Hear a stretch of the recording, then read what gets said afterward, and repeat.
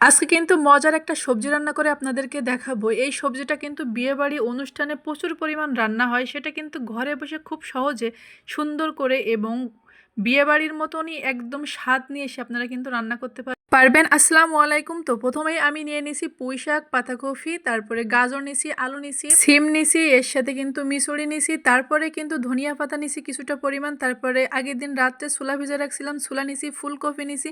মানে যত রকমের সবজি আছে আপনারা কিন্তু ইউজ করতে পারেন, মিষ্টি কুমড়াও কিন্তু এর সাথে দিতে পারেন।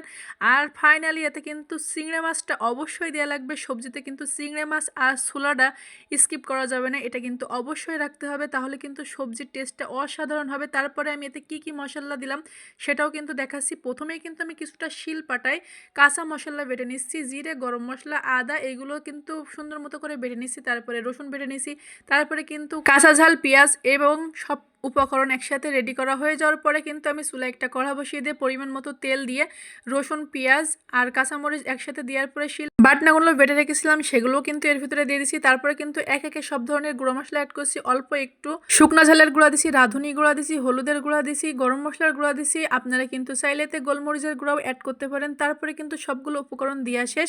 এবার কিন্তু স্বাদ অনুযায়ী লবণ দিয়ে তারপরে কিন্তু সেই কুচি কুচি চিংড়া মাছগুলোও দিয়ে দিচ্ছি এর সাথে।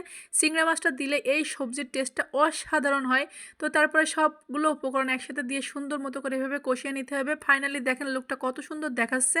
তারপরে কিন্তু এই সবজিগুলো আমি সব দিয়ে দিচ্ছি, 5-6 রকমের সবজি কিন্তু আমি এর সাথে অ্যাড করেছি।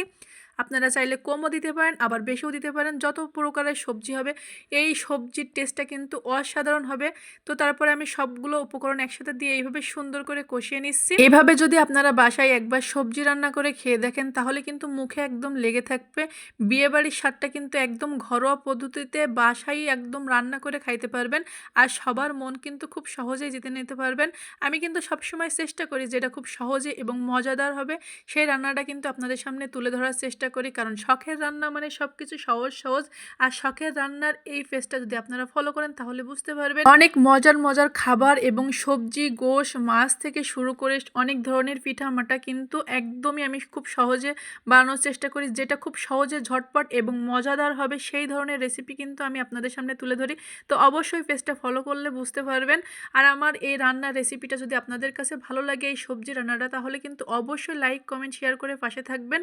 আর আপনারা কে কোথা থেকে দেখছেন অবশ্যই কিন্তু কমেন্টে জানাতে ভুলবেন না। তো তারপরে ফাইনালি আমি এভাবে সুন্দর করে কষিয়ে নিচ্ছি।